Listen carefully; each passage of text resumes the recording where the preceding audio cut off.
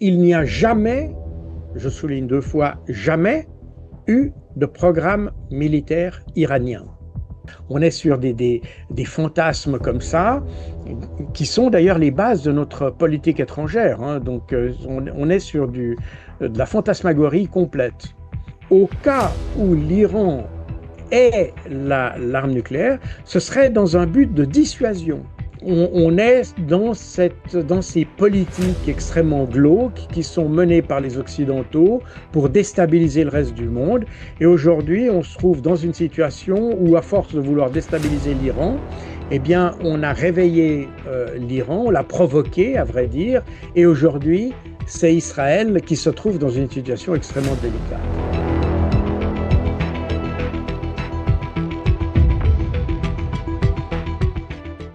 Jacques Beau, bonjour. Bonjour. Vous êtes ancien membre du renseignement stratégique suisse, vous êtes ancien chef de la doctrine des opérations de la paix des Nations Unies. Vous avez écrit en 2020 Gouverné par les fake news. Dans ce livre, vous traquez les fausses vérités occidentales depuis 30 ans. Vous dites que les fake news ont façonné notre politique étrangère, notre manière de faire la guerre en Irak, en Afghanistan, en Syrie, au Soudan, en Ukraine, en Palestine, en Iran et bien d'autres conflits. Dans ce livre, vous analysez le conflit entre l'Iran et Israël qui éclaire de façon limpide la guerre qui explose et qui oppose les deux pays depuis quelques jours. Quelle est, à votre avis, aujourd'hui la situation sur le terrain d'opération entre les deux pays ? Aujourd'hui, on est dans une phase où les deux pays, c'est-à-dire l'Iran et Israël, échangent des tirs de missiles. Enfin, du côté des Iraniens, ce sont des missiles. Du côté des Israéliens, ce sont plutôt des missiles qui sont largués par des avions ou des bombes planantes, si vous voulez. Mais en gros, on est là-dessus. On est sur des échanges de tirs de part et d'autre. Avec la question centrale, c'est la question de si les États-Unis veulent s'impliquer ou cherchent à s'impliquer militairement dans ce conflit, et si oui, à quel moment cela se manifesterait. Voilà. Donc c'est un peu cette incertitude aujourd'hui, les échanges de missiles, bon, ça c'est évidemment désagréable pour les deux pays, mais j'allais dire, c'est pas la question qui est la plus lancinante à ce stade. Maintenant, c'est de savoir si les États-Unis s'impliquent parce que ça aurait des implications alors régionales, voire au-delà, puisque selon l'implication et selon le degré d'implication et selon les frappes menées par les Américains, ça pourrait amener les Russes à réagir plus fermement.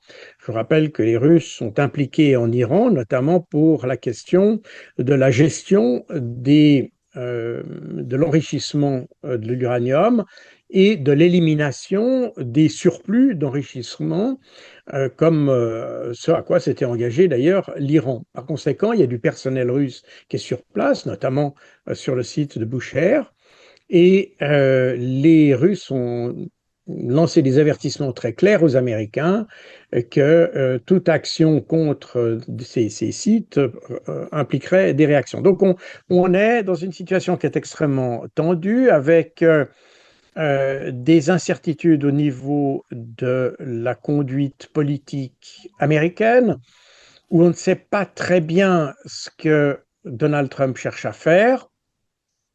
Dans un premier temps, il voulait éviter ce conflit, mais il a voulu l'éviter à la manière d'un chef mafieux, c'est-à-dire en imposant sa solution, sans quoi il y aurait des rétorsions très concrètes. Et puis, on se trouve un peu dans cette dynamique. Et aujourd'hui, pour la question d'une intervention américaine, eh bien, aujourd'hui, tout le monde commence à s'apercevoir que les services de renseignement américains, depuis longtemps, avaient dit qu'il n'y avait pas de risque nucléaire avec l'Iran, que l'Iran ne cherchait pas à avoir l'arme nucléaire. Et par conséquent, on est aujourd'hui partagé entre, d'une part, la frange guerrière des alliés de Trump qui cherchent à avoir un affrontement direct avec l'Iran, qui cherchent à finalement détruire l'Iran, à démanteler l'Iran, pour en reparler plus en détail.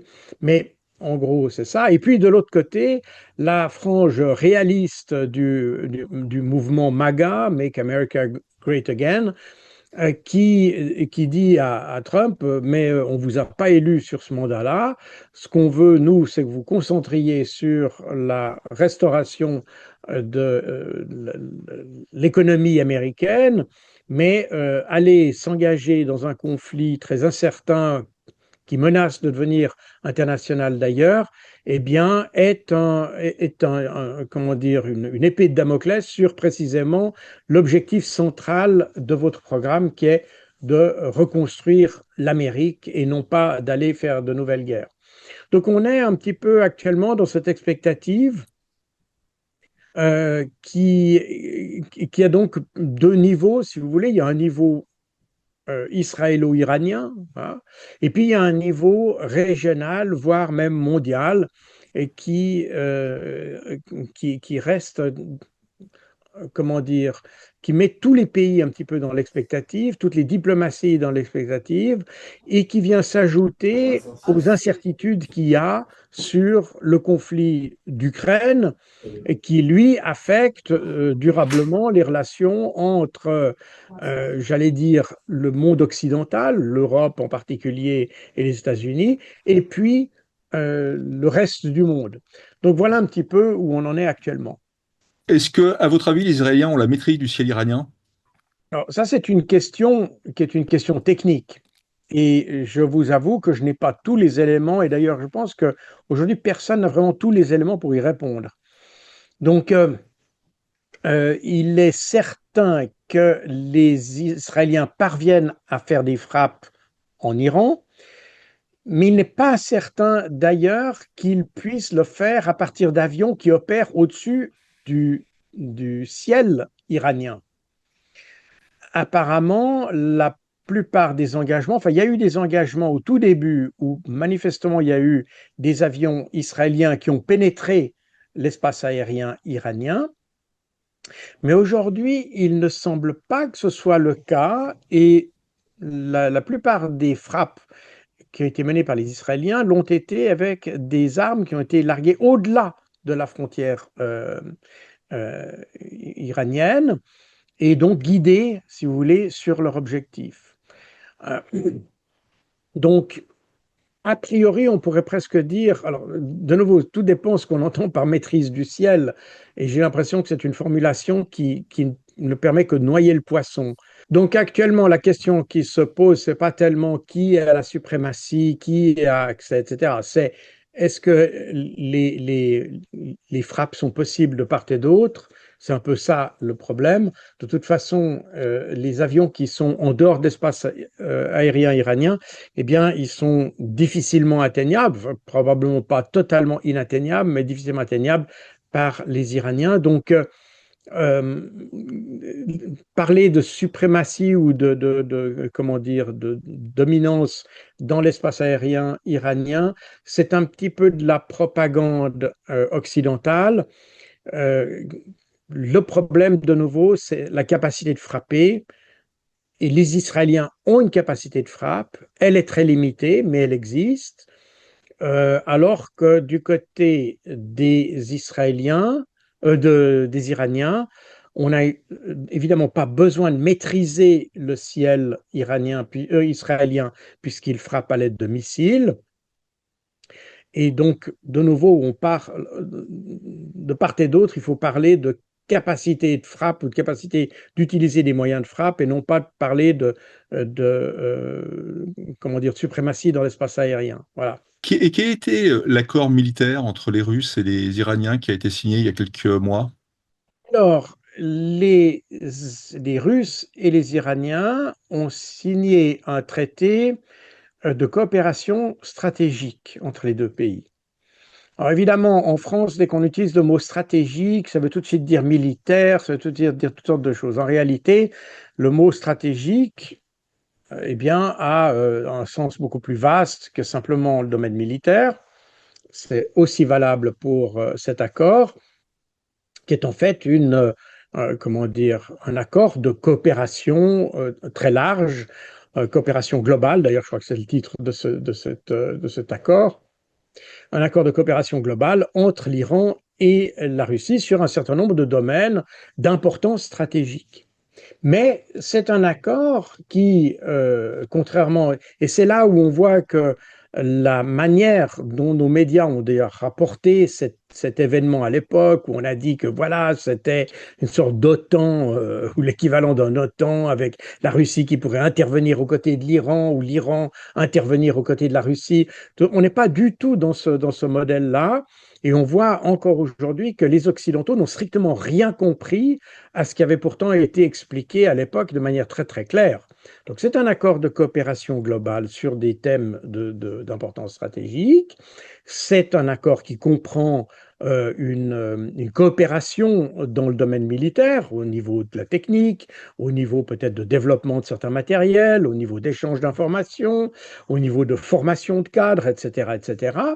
Mais à aucun moment il n'a été précisé dans cet accord que qu'il devait avoir un phénomène d'alliance, si vous voulez, comme on aurait dans l'OTAN par exemple, avec une obligation d'intervention ou une obligation d'assistance militaire si l'un des deux acteurs ou partenaires était attaqué. Donc, de nouveau, on est un peu prisonnier du narratif qu'on a. Votre question, d'ailleurs, en témoigne, parce que si on avait bien compris le conflit, on se poserait pas le traité, on ne se poserait pas la question aujourd'hui. Mais aujourd'hui, on se la pose. Elle a d'ailleurs été posée à Vladimir Poutine, parce que la question, comme tous les pays occidentaux s'attendaient à ce qu'il y ait cette alliance militaire entre les deux, ben, que la Russie interviendrait au cas où les États-Unis feraient mine, ou en tout cas auraient l'intention d'attaquer l'Iran.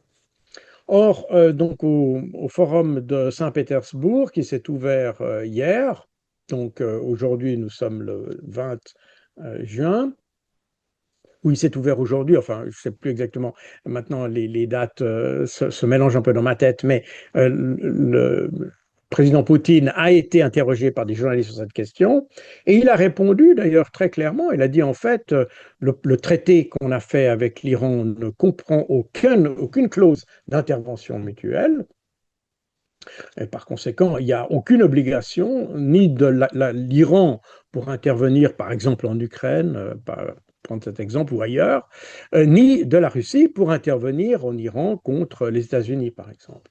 Et il a ajouté qu'à ce stade, donc l'Iran n'a pas fait une seule demande à la Russie pour qu'elle intervienne. Et même la Russie a demandé dans quelle mesure elle pouvait aider l'Iran, et l'Iran a dit qu'ils avaient besoin d'aucune aide. Donc, l'Iran n'a aucune intention comment dire, d'avoir une participation militaire russe dans ce conflit. C'est un conflit que l'Iran assume lui-même, et ça correspond assez d'ailleurs à la mentalité des Iraniens, qui est ce sentiment très fier d'un pays qui a d'ailleurs les capacités de se défendre, qui s'y est préparé depuis de nombreuses années, et on peut comprendre que à ce stade et dans l'état actuel des choses, il n'y avait aucune raison pour eux de demander l'assistance d'un pays tiers. Ceci étant, il ne faut pas oublier que si aujourd'hui on voit, parce qu'aujourd'hui on est toujours dans cette dynamique en Occident, des gentils et des méchants, hein, on est un peu dans des films de Far West, dans la manière d'aborder la politique étrangère, mais si on creuse un petit peu, on s'aperçoit que les relations entre la Russie et l'Iran n'ont jamais été des relations très simples. Elles ont même été très souvent très compliquées. Je vous rappelle que à la fin de la Deuxième Guerre mondiale, la Russie, ou l'Union soviétique, à vrai dire, occupait une partie des territoires iraniens. Et donc, il y a des contentieux qui sont nés de ces relations assez tumultueuses entre les deux pays. Et aujourd'hui, la politique occidentale a fait que ces deux pays se trouvent tous les deux dans le camp des méchants, si vous voulez, donc ils sont de facto alliés par la politique de discrimination que nous avons. C'est ça qui est assez intéressant, mais il n'y a pas d'affinité historique particulière entre l'Iran et la Russie. Euh, et c'est ce que l'on voit aujourd'hui se concrétiser d'une certaine manière. Alors, il y a un respect mutuel, étant deux pays qui sont mis au banc de la communauté internationale, ou plutôt qui ont été mis au banc de la communauté internationale par les Occidentaux, eh bien, ce sont des compagnons d'infortune, si vous voulez, et, et c'est un petit peu, d'ailleurs, ça illustre assez bien cette politique étrangère occidentale qui va toujours à l'envers du bon sens et qui crée plus d'ennemis qu'il crée de solutions.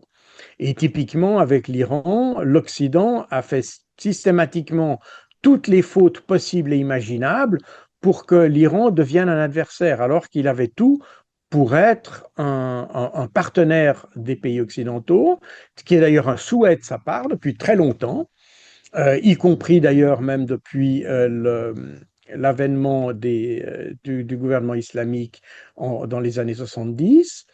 Donc on est avec on est confronté aujourd'hui aux résultats que l'on observe par ailleurs avec d'autres pays comme la Chine, comme la Russie, etc., etc., et tous les résultats de politiques qui sont des politiques de court terme, qui sont des politiques de finalement creuser des fossés plutôt que d'établir des ponts. Et c'est ce que nous avons fait depuis ces 40, 50 dernières années. Donc voilà, on est dans cette continuité. Mais la Russie, donc aujourd'hui, et l'Iran sont dans des relations cordiales, sans plus. Mais et probablement que s'il y avait une attaque américaine contre l'Iran et que la situation s'envenime de manière régionale, probablement que la Russie aurait une implication plus grande dans ce conflit qu'elle n'a maintenant. Les Israéliens disent qu'ils sont intervenus pour éradiquer la capacité nucléaire iranienne. Cette action est d'ailleurs soutenue par les Américains et les Européens. À votre avis, y a-t-il un programme nucléaire iranien pour fabriquer une bombe nucléaire? Les Iraniens ont un programme nucléaire depuis les années 50, en fait. Mais ce programme nucléaire, il a toujours été de nature civile. C'est un programme qui, dès le début, est tourné vers le nucléaire civil, donc la production d'énergie à partir d'énergie nucléaire. Et dans les années 50, c'est d'ailleurs un projet, un programme qui a été soutenu par les États-Unis, et très largement par les États-Unis. Et en réalité, il n'y a jamais, je souligne deux fois, jamais eu de programme militaire iranien. Il y a eu dans les années, à la fin des années 80, après que l'Iran a été attaqué à l'arme chimique, d'ailleurs avec des armes chimiques, donc c'était là dans le cadre de la guerre Iran-Irak, et que les Occidentaux avaient fourni à l'Irak des armes chimiques pour tirer contre l'Iran. Et je souligne les Occidentaux, hein, c'est pas l'Irak qui les a fabriqués, c'est les Occidentaux qui ont fourni ces armes chimiques. Et là, l'Iran s'est posé la question de savoir s'il n'était pas judicieux d'avoir l'arme nucléaire pour dissuader de telles attaques. Alors, ce qui est intéressant ici, c'est que d'abord, c'est un questionnement qui s'est traduit par un projet qui a été déclenché assez rapidement à la fin en 1988, sauf erreur, qui s'appelait le projet Ahmad, qui était un projet pour étudier la faisabilité de produire une arme nucléaire. Donc, il n'y a jamais eu de programme en tant que tel, mais on a étudié cette faisabilité. Mais ce qui est intéressant de souligner ici, c'est qu'en 1988, la question n'était pas du tout de savoir si on allait tirer sur l'Iran, les États-Unis ou je ne sais pas quoi. À ce moment-là, la question, c'était d'avoir une arme nucléaire pour se dissuader contre les attaques d'un Saddam Hussein, en réalité. Donc ça, c'est l'élément qui est souvent totalement mis de côté par les Occidentaux, parce qu'évidemment, on essaye de souligner l'idée que l'Iran veut absolument s'attaquer à Israël, à l'Occident, qu'ils en veulent à tout le monde et qu'ils veulent imposer l'islam sur la totalité de... Voilà, j'entends. On est sur des fantasmes comme ça, qui sont d'ailleurs les bases de notre politique étrangère, hein. Donc, on est sur de la fantasmagorie complète. Le projet Ahmad, euh, de cette étude de faisabilité, s'est finalement terminé en 2003 avec la conclusion que l'Iran n'avait aucun intérêt à avoir l'arme nucléaire à ce stade, parce que ça lui créerait plus de complications euh, vis-à-vis de la communauté internationale que ça n'apporterait de solution. D'autre part, en 2003, il y avait pratiquement plus d'Irak, donc on n'était plus du tout dans le même cas de figure.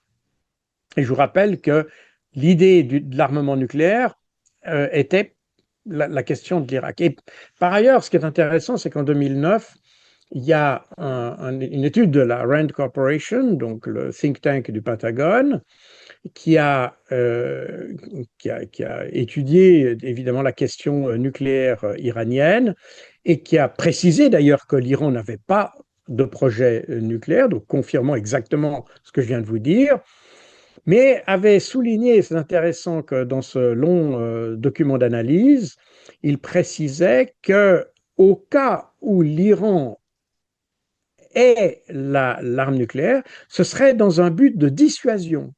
Donc, ce n'est pas pour aller tirer sur Israël ou sur je ne sais pas qui, c'est vraiment dans un but de dissuasion parce que, effectivement, comme on l'a vu d'ailleurs jusqu'à ces derniers jours, c'est l'Iran qui a toujours été menacé d'attaques extérieures et l'Iran, ce n'est pas l'Iran qui a attaqué d'autres pays. Donc ça, c'est important de le dire. Maintenant, de nouveau retour en arrière à partir du projet Ahmad. Donc, le projet Ahmad s'est terminé en 2003. En 2007, un National Intelligence Estimate de la CIA américaine précisait, donc on est en 2007, on est 4 ans plus tard, en novembre 2007, et dans ce NIE, comme on les appelle aux États-Unis, qui sont d'ailleurs qui sont des petits dossiers qui sont faits qui sont réservés en principe uniquement aux instances dirigeantes des États-Unis.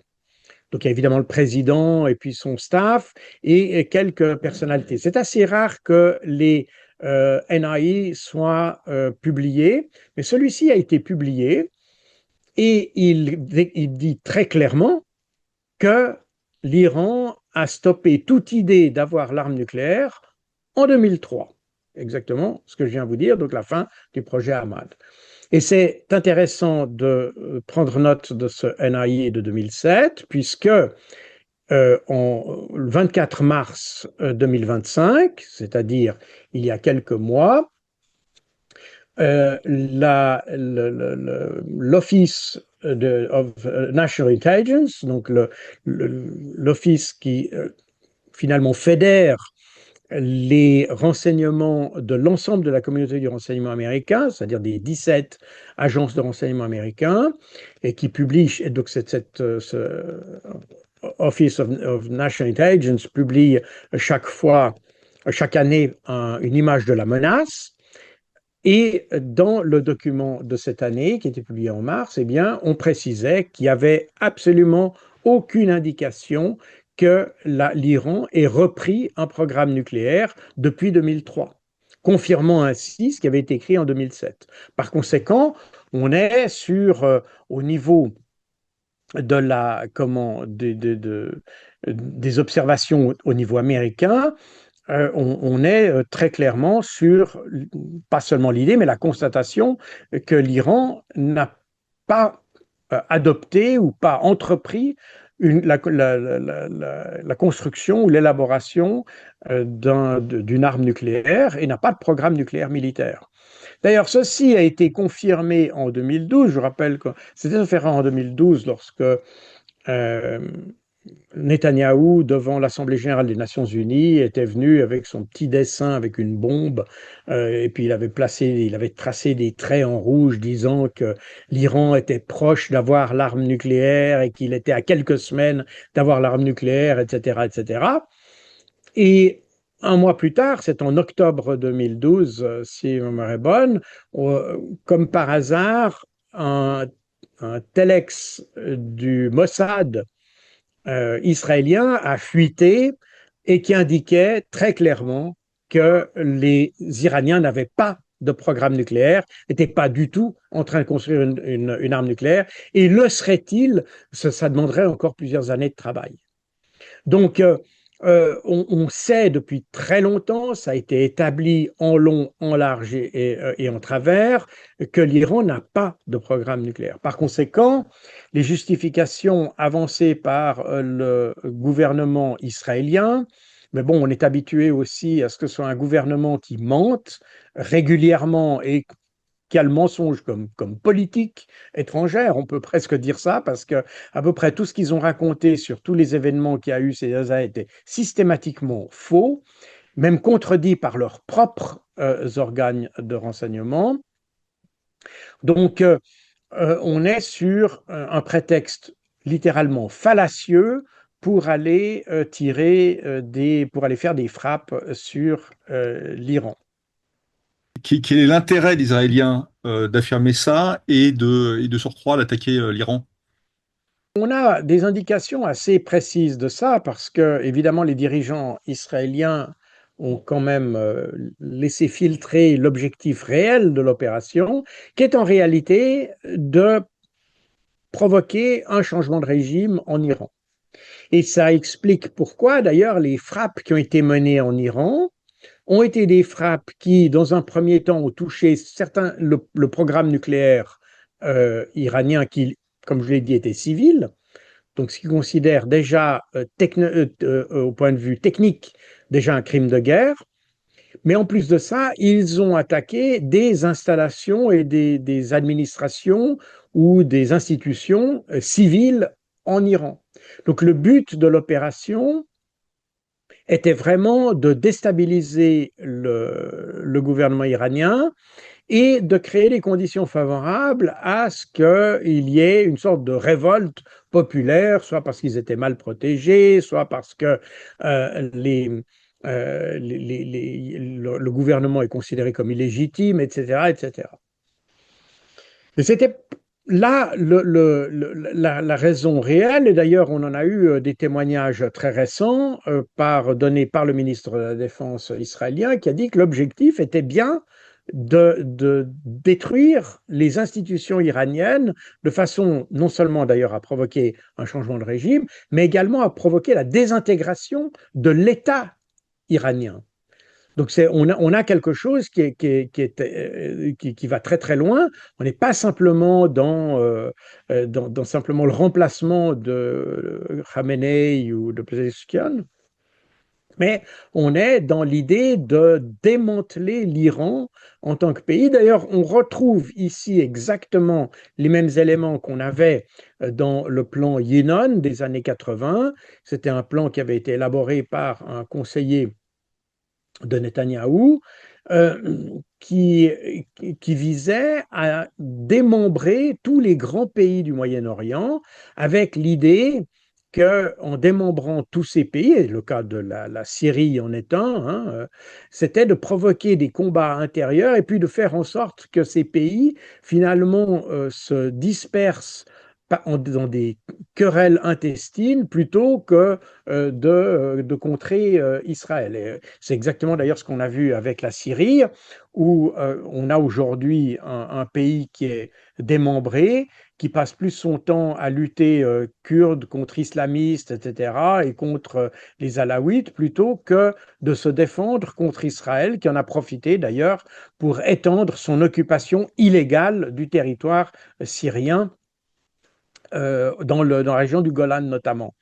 Donc c'est exactement ce genre de situation que cherche à faire la Syrie. C'est d'ailleurs ce qu'on a vu également se passer en Irak. Ça a été exactement le même schéma. Donc les Américains ont été que les instruments, si vous voulez, de la politique israélienne. Et actuellement, on a cette même idée qui a été développée pour l'Iran et qui a été très bien, comment dire, comme j'ai dit, expliquée par des hauts dignitaires et qui se retrouve sur les réseaux sociaux parce que en même temps qu'il y a eu des frappes israéliennes contre les grandes villes iraniennes, il y a eu des appels à la rébellion qui a été fait dans les minorités où on a des velléités indépendantistes, typiquement chez les Kurdes au nord, et puis les Baloutches au sud, les Ahwazis également dans l'est du pays. Donc on a des foyers qui sont indépendantistes, comme dans tous ces pays. Il y a partout typiquement les Kurdes qui essayent de créer leur État, et les Kurdes qui sont présents en Turquie, en Syrie, évidemment en Iran, et qui cherchent à créer leur pays. Donc c'est évidemment les cibles idéales pour des messages de ce type-là, des messages de mobilisation pour de la part des Israéliens. Et ça devait contribuer à cette désintégration finalement de l'État iranien. Donc c'était ça qui était l'objectif de ces frappes. Alors, évidemment, ça a été alimenté par tous les médias qui, comme vous le pouvez voir dans mon livre, sont très peu scrupuleux sur la réalité des faits et leur analyse. Alors on part toujours de l'idée que l'Iran a un régime qui est illégitime, qu'il est détesté par 80% de sa population, ou je ne sais pas combien. Alors, évidemment, notre perception de l'Iran, elle est très largement influencée par le fait que quand vous avez un Iranien qui s'exprime sur nos médias, c'est invariablement quelqu'un qui fait partie de l'opposition. Je vous rappelle d'ailleurs qu'il y a des mouvements qui sont considérés comme terroristes, comme le Moudjahidine Khalq, qui est notamment financé, soutenu par la France, mais qui opère en Iran et qui a été un des relais d'ailleurs du Mossad dans plusieurs opérations terroristes en Iran même. Mais il est soutenu par la France. Donc on voit bien qu'on a cette idée que, de nouveau, il faut soutenir les oppositions dans ce pays. On a exactement le même schéma que ce qu'on trouve ou ce qu'on trouvait, enfin ce qu'on continue à trouver en Ukraine et dans d'autres pays où les pays occidentaux finalement s'ingèrent dans la politique intérieure des pays, pas simplement à travers TikTok, hein, comme on accuse les Russes, mais en fournissant des armes, en entraînant des terroristes, en leur fournissant le matériel nécessaire et en leur offrant la couverture politique nécessaire. La France, comme la Grande-Bretagne, comme les États-Unis, fait partie des 3 grands pays qui sont les grands promoteurs du terrorisme international, sans aucun doute là-dessus.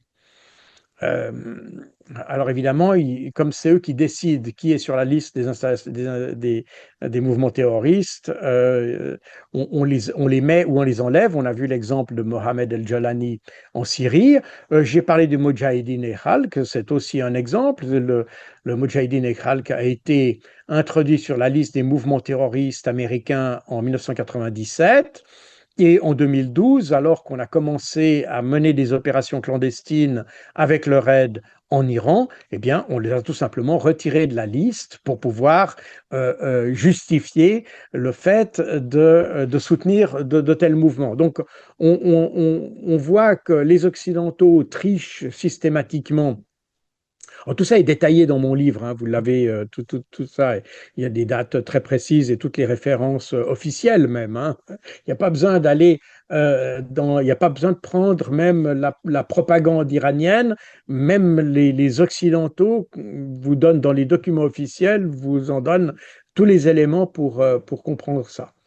Donc, on est dans ces politiques extrêmement glauques qui sont menées par les Occidentaux pour déstabiliser le reste du monde.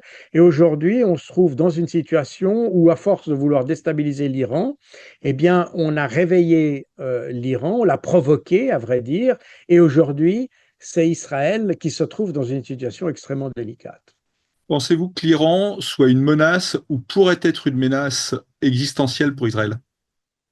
Tout d'abord, il faut bien se rappeler qu'il n'y a pas de contentieux objectif entre l'Iran et Israël.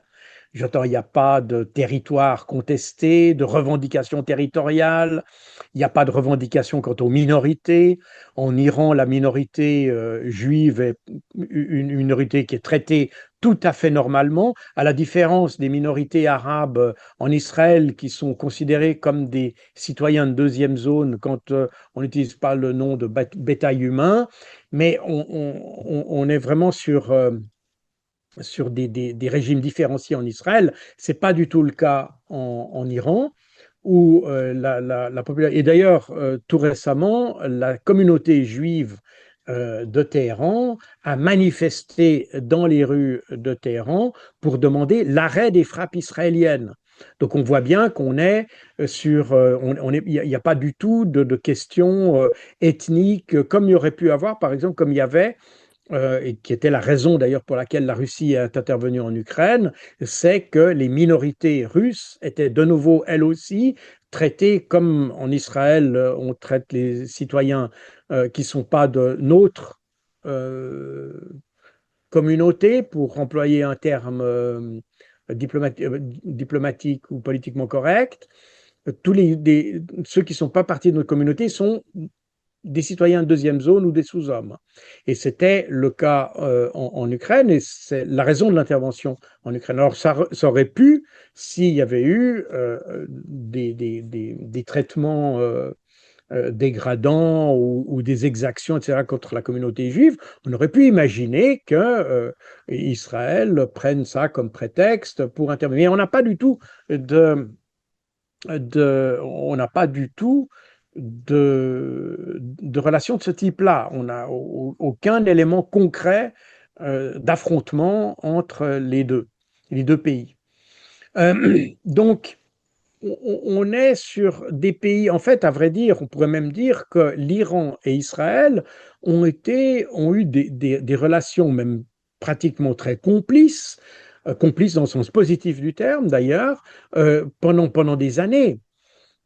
Israël, qui est entouré de pays sunnites, qu'Israël considérait comme adversaires, et l'Iran, qui était le seul grand pays chiite de la région, qui était un petit peu vu d'Israël, c'est une puissance qui est sur les arrières de ses ennemis.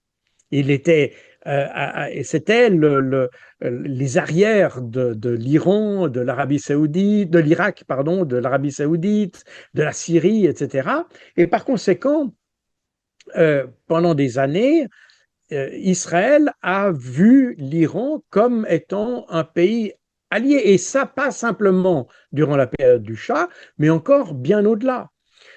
Puisque dans les années 80, les Israéliens, fin des années 70, donc on est en 79, hein, on a déjà un régime islamique en Iran, et Israël a même proposé de fournir des missiles nucléaires à l'Iran, n'est-ce pas? Donc on est sur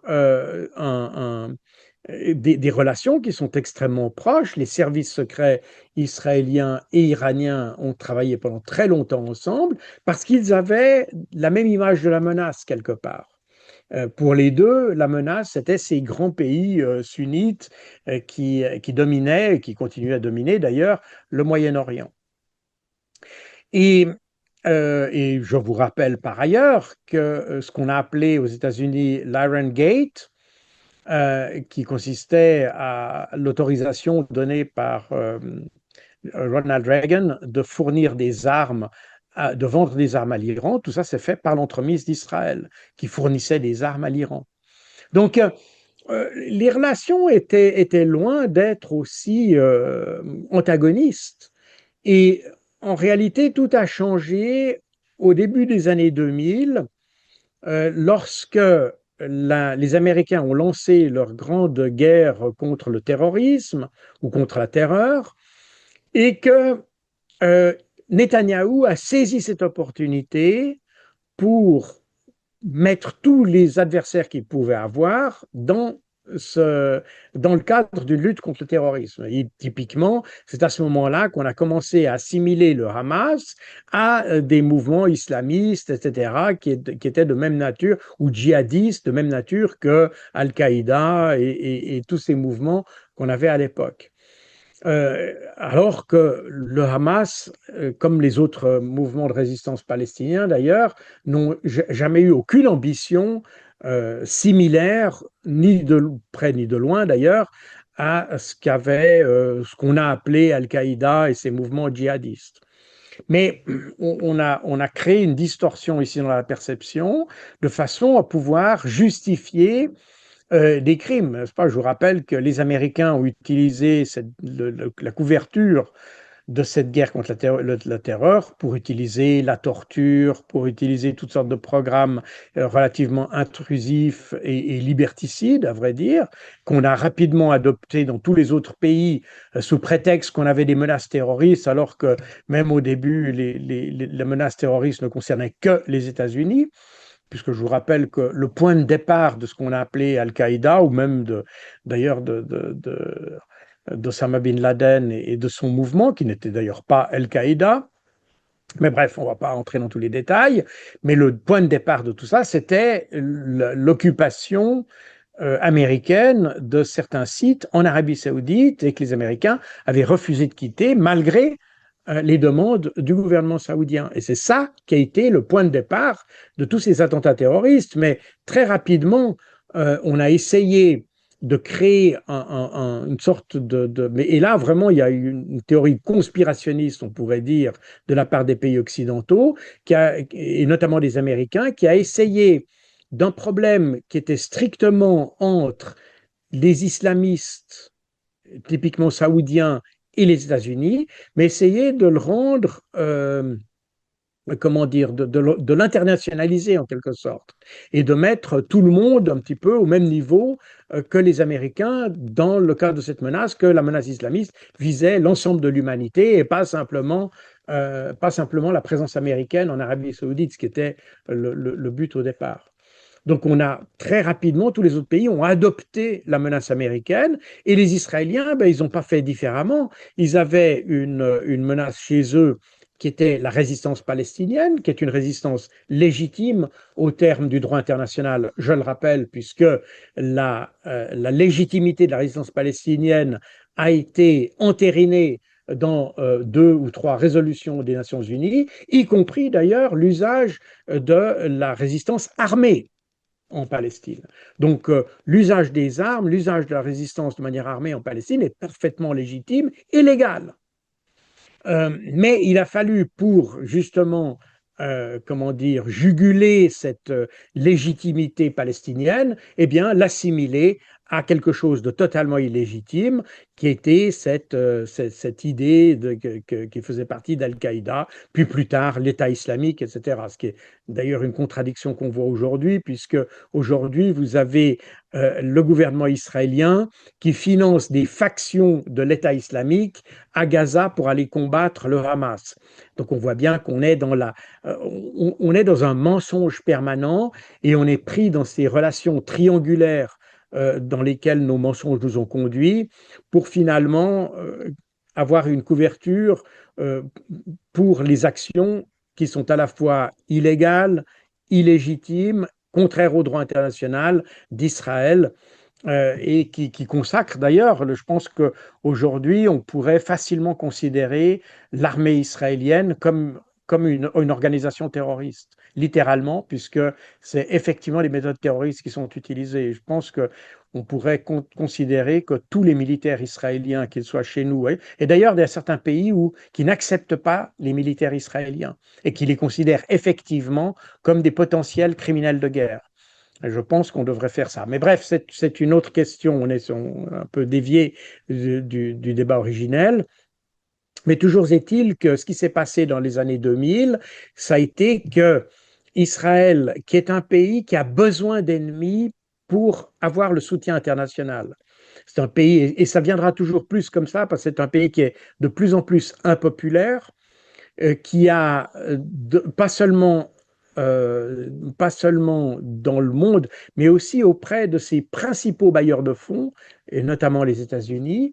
On voit que l'image d'Israël s'est profondément dégradée ces dernières années. Et lorsque, dans mon dernier séjour, enfin, j'ai habité, il y a une dizaine d'années, j'ai habité 2 ans à New York. Et à New York, à ce moment-là, on n'était donc pas encore dans tout ce qui s'est passé ces derniers jours et ces derniers mois depuis le 9 octobre, le 7 octobre 2023, était évidemment bien avant. Mais déjà à ce moment-là, il y avait le New York Times faisait des articles sur le thème que les jeunes juifs américains se désolidarisaient de plus en plus d'Israël parce qu'ils considéraient qu'Israël était un pays qui ne représentait plus les valeurs que eux, juifs américains, avaient à l'esprit, etc. Donc, on voit que on a une descente progressive de l'image d'Israël depuis des années déjà. Et alors, les événements de Gaza, les massacres indiscriminés, et pas plus tard qu'hier, je voyais que Reuters annonçait que les chars israéliens, des chars israéliens tiraient dans la foule et ont fait 59 morts parmi des Palestiniens qui essayaient d'obtenir de la nourriture. Donc quand on voit ça, on ne peut qu'avoir un profond mépris pour une armée qui tire sur des civils désarmés, qui essayent d'avoir de la nourriture et qu'on tire dessus avec des chars d'assaut en plus. Donc, on est avec quelque chose qui a aggravé cette situation, cette perception d'Israël, et on est un peu dans une fuite en avant d'Israël, c'est-à-dire que plus Israël se trouvera méprisé sur la scène internationale, plus il cherchera à se retrouver une légitimité en essayant de se trouver des ennemis sur la scène internationale. Et l'Iran a été un peu ce phénomène-là dans les années 2000, alors que l'Iran avait été un pays qui a, je vous le rappelle, en décembre 2001, d'ailleurs, même les Américains avaient reconnu que l'Iran avait été instrumental dans le soutien apporté, par exemple, l'Iran a apporté un soutien très clair au mouvement d'Ahmed Shah Massoud au début des années 2000. Donc, l'Iran était plutôt favorable aux Occidentaux dans cette lutte contre le terrorisme sunnite. Mais rien n'y a fait. On a voulu y voir un adversaire. Ça satisfaisait les intérêts politiques d'Israël qui doit avoir des ennemis pour maintenir son soutien, pour légitimer en quelque sorte son action et essayer de contrebalancer le regard toujours plus méprisant qu'il reçoit de la communauté internationale pour ses actions. Je rappelle que ce mépris croissant pour Israël, il n'est pas dû au fait que les Israéliens soient des Juifs, il est dû au fait que ce soient des gens qui se comportent mal et qui ne respectent pas le droit international, qui ne respectent pas les résolutions qu'ils ont faites, qu'ils ont des Nations Unies, les résolutions qu'ils ont acceptées au départ, mais qu'ils n'ont jamais mises en œuvre. Et par conséquent, aujourd'hui, cette situation a conduit dans une spirale de violence et de meurtre et d'atrocités qui sont les pires qu'on ait connus dans l'histoire depuis des années. Et par conséquent, tout ça a contribué à cette dégradation de l'image d'Israël. Et Israël n'a jamais essayé de rétablir cette image. Et voilà la situation dans laquelle on est.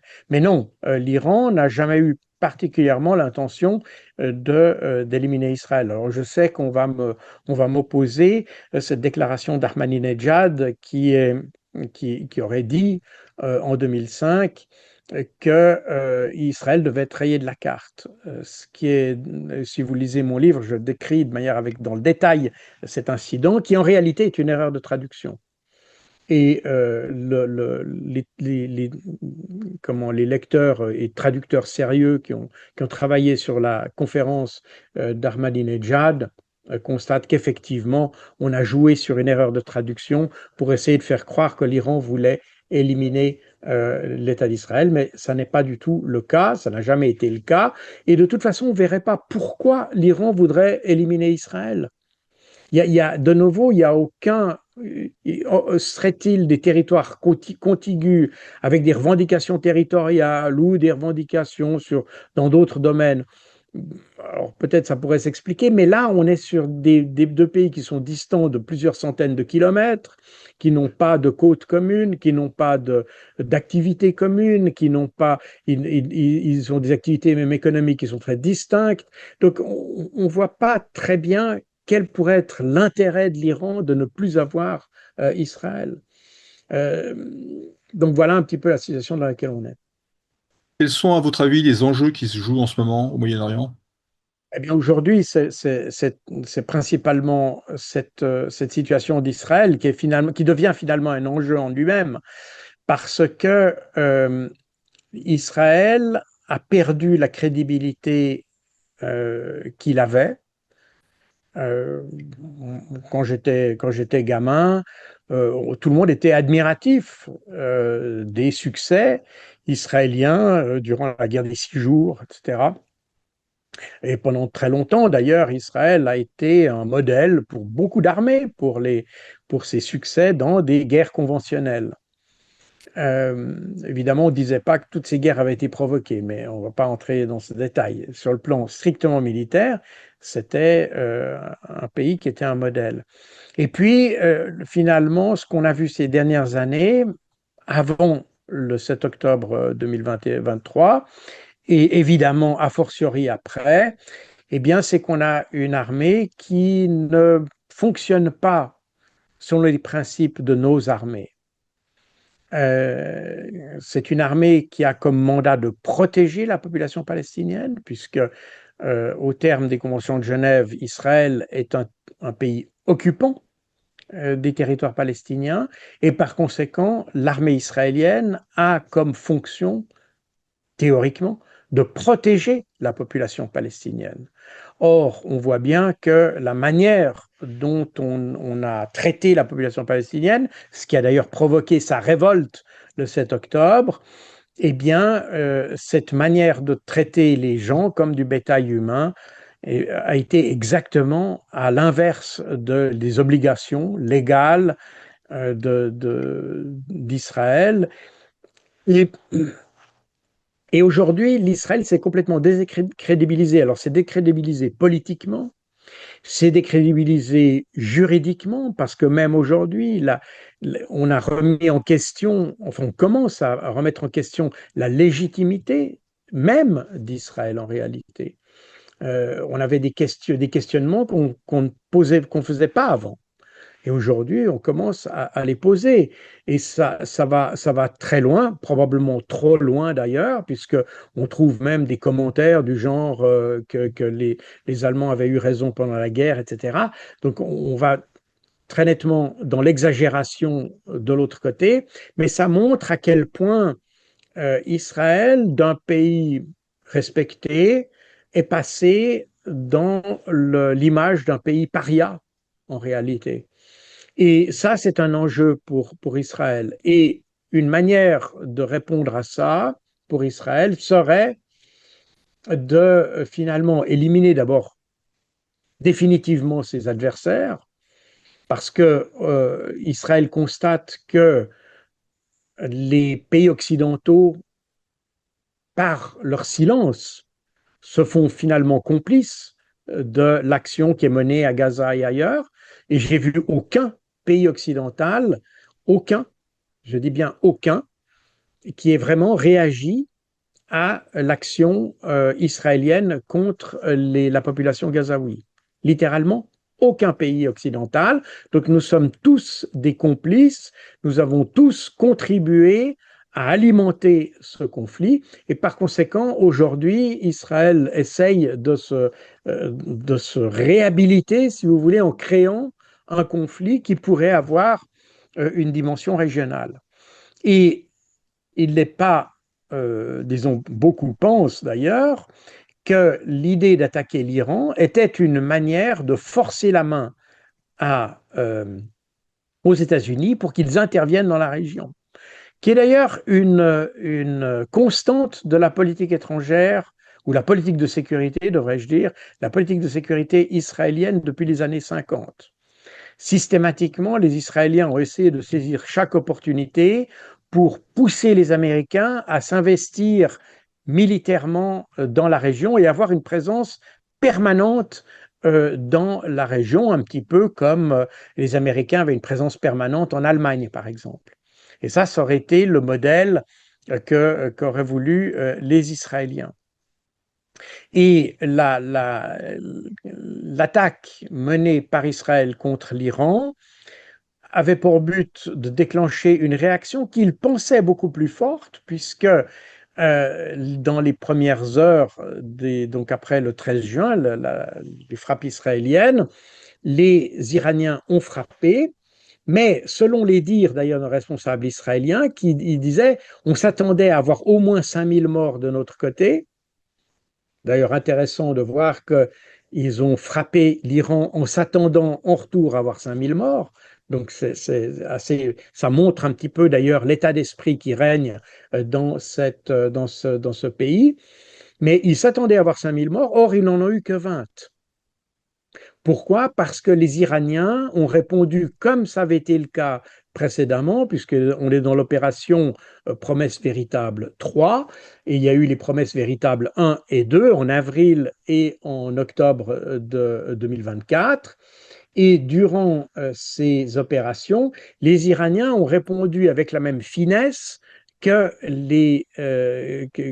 qu'on observe aujourd'hui, c'est-à-dire éviter au maximum les pertes civiles, viser de manière extrêmement précise des points sensibles, stratégiques en Israël, de façon à éviter précisément de créer le sentiment que l'Iran voulait détruire totalement Israël, parce que ça n'a jamais été l'objectif de l'Iran.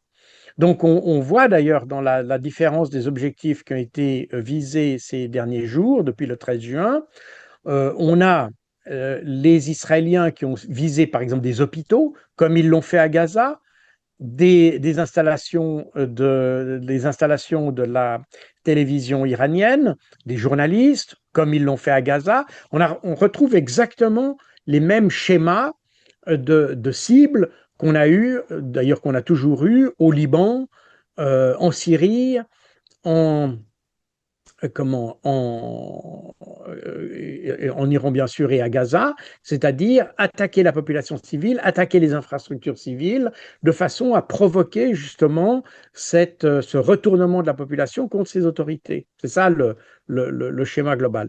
Les Iraniens, en revanche, répondent de manière extrêmement chirurgicale en touchant des endroits qui font mal, mais qui évitent la population civile. Alors il y a des morts civiles, mais avec les Iraniens, on est vraiment dans des dommages collatéraux, alors que lorsque c'est Israël qui frappe, on n'est pas dans des dommages collatéraux, on est dans le fait qu'ils visent des civils.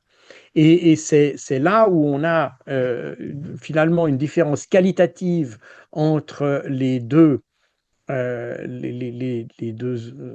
acteurs, et on retrouve la même constance chez les Iraniens que chez les Israéliens. La même constante dans la rigueur du choix des cibles chez les Iraniens et la même constante dans le choix des cibles contre les civils de la part des Israéliens. Et voilà un petit peu où on en est. Donc l'enjeu, si vous voulez, pour Israël, c'est essayer de créer une situation où les Américains se sentiraient obligés d'intervenir. Mais les Iraniens ont très bien compris ça. C'est la raison pour laquelle ce que l'on interprète aujourd'hui comme des faiblesses iraniennes, qu'ils n'arrivent plus à soutenir le rythme, etc., c'est tout simplement parce que les Iraniens ne veulent pas faire des frappes massives. Je pense que les Iraniens auraient les capacités en une frappe et peut-être pas une, mais en très peu de frappes, d'envoyer une masse de missiles contre Israël qui pourrait raser complètement le pays et faire de l'ensemble d'Israël un territoire comme Gaza. Je pense qu'ils ont la capacité de faire ça. Mais ça n'est pas leur intention de le faire. Et ils visent des endroits extrêmement spécifiques, des endroits qui sont, et on le voit, à des heures précises, on voit qu'ils évitent les heures de bureau pour que les bâtiments soient détruits, que les capacités soient détruites, mais non pas les individus. Donc c'est un travail extrêmement fin qui est fait de la part des Iraniens, pardon, et qui montre que les Iraniens cherchent à détruire leur adversaire, mais non pas anéantir ou exterminer sa population.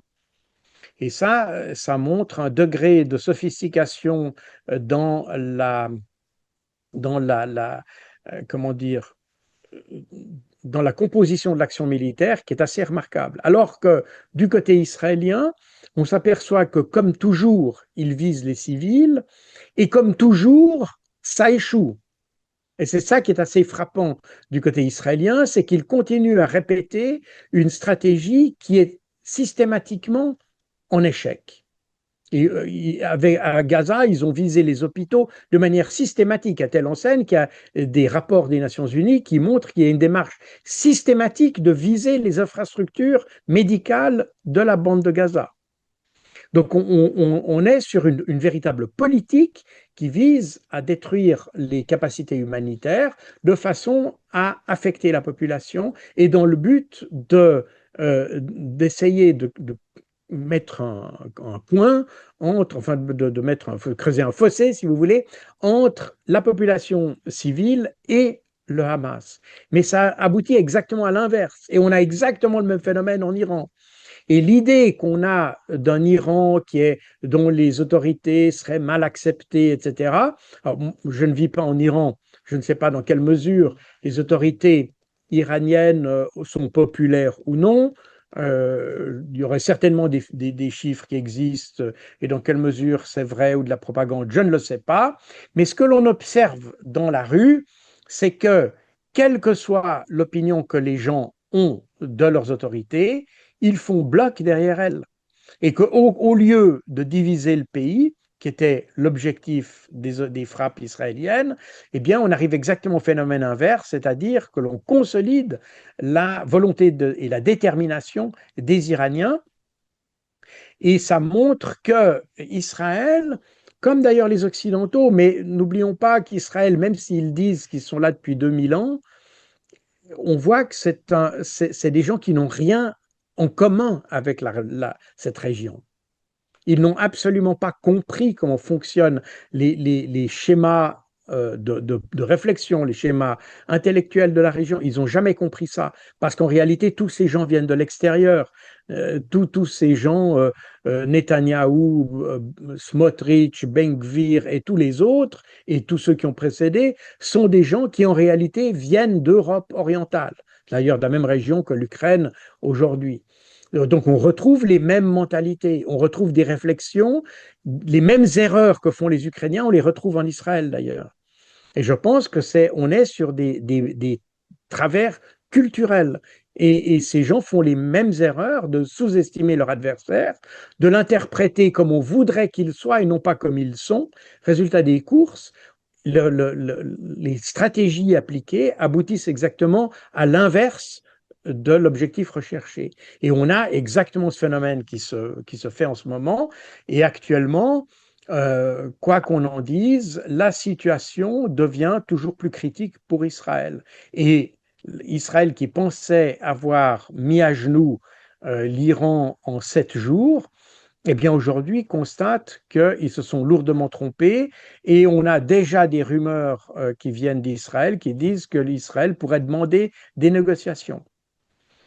Et aujourd'hui, c'est évidemment l'Iran qui dit il n'y aura pas de trêve, il n'y aura pas de négociation, parce que de toute façon, ils ne respecteront pas leurs engagements, comme ils ne les ont pas respectés avec les Libanais, comme ils ne les ont pas respectés avec les Palestiniens, comme ils ne les ont pas respectés avec les Syriens, comme ils ne les ont pas respectés avec les Égyptiens, etc., etc. Par conséquent, les Iraniens ont compris la leçon, ils ont vu que maintenant, il faut mettre, et c'est une stratégie à vrai dire, c'est-à-dire que à partir du moment où vous avez un adversaire qui ne fera que semblant d'admettre une défaite, mais qui essayent d'avoir une négociation juste pour sauver ce qui reste, si j'ose dire, de façon à se repréparer à la guerre, eh bien, les Iraniens ont compris qu'il ne fallait pas aller dans ce sens-là, il fallait réduire ou anéantir les capacités offensives de ce pays de manière irrécupérable, non pas détruire la population, mais détruire les capacités offensives d'Israël qu'il fallait détruire totalement avant qu'on puisse aborder un processus de négociation. Et d'ailleurs, on retrouve, quand vous avez le même phénomène en Ukraine, puisque l'Ukraine ne voulait pas et ne veut toujours pas négocier avec la Russie, eh bien, la Russie, qu'est-ce qu'a dit Vladimir Poutine? Il a dit, let's finish them off. Il faut les terminer. Et c'est la même situation qui est en train de se passer avec Israël et l'Iran. C'est que la seule conclusion possible avec des gens qui ne veulent pas, qui ne veulent des accords de paix uniquement pour pouvoir se repréparer à la guerre, mais qui ne veulent pas entrer dans un vrai processus de paix, eh bien, il faut détruire toute leur capacité de nuisance avant d'aborder un processus de négociation. Et je vous rappelle d'ailleurs que les frappes israéliennes qui ont été menées le 13 juin se sont faites, comme d'ailleurs toutes les frappes qui ont été faites avec le Hamas, ça c'est aussi des choses que vous trouvez dans mon livre Lutter contre l'opération déluge d'Al-Aqsa et également d'ailleurs dans le livre gouverné par les fake news, c'est que Israël a systématiquement corrompu les processus de négociation en intervenant contre leur adversaire durant le processus de négociation, en éliminant des négociateurs. Et c'est ce qu'on a vu d'ailleurs depuis 2023 à l'égard du Hamas, où systématiquement Israël a éliminé les négociateurs. Et donc, on voit que c'est un pays qui n'a aucune intention de négocier, qui utilise le processus de négociation uniquement parce qu'ils se disent qu'en utilisant ce processus, ça va, faire baisser la garde à l'adversaire. Et c'est exactement ce qui s'est passé le 13 juin. Il aurait eu normalement un sixième tour de négociation au sultanat d'Oman sur la question d'ailleurs du nucléaire iranien, mais les Israéliens ont décidé de frapper 2 jours avant cette réunion de façon à court-circuiter complètement les négociations. Donc on voit que les Iraniens ont très bien compris ça d'ailleurs, qu'Israël n'est absolument pas n'a aucune attente vis-à-vis de processus de négociation parce qu'ils ne les respecteront pas et ils veulent simplement que l'adversaire soit affaibli parce que leur but, c'est que l'adversaire soit exterminé. L'extermination de ses adversaires est finalement le maître mot de la stratégie israélienne, que ce soit vis-à-vis des Palestiniens, que ce soit vis-à-vis des Libanais du Sud ou du Hezbollah. Voilà, c'est systématiquement la même stratégie qui est appliquée. Donc les Iraniens aujourd'hui sont très bien compris ça et probablement qu'on s'achemine vers une situation où dans l'immédiat, Israël sera condamné à devoir accepter une négociation ou devoir demander une négociation alors qu'il n'a plus aucun moyen de combattre. C'est probablement ce que cherchent à faire les Iraniens, mais de nouveau, je ne suis pas dans la tête des dirigeants iraniens. Je vous remercie, Jacques Beau. Je rappelle que vous êtes l'auteur du livre Gouverné par les fake news en 2020 et en 2024, Opération déluge d'Al-Aqsa sur le conflit israélo-palestinien. Ces 2 livres aux éditions Macmillan.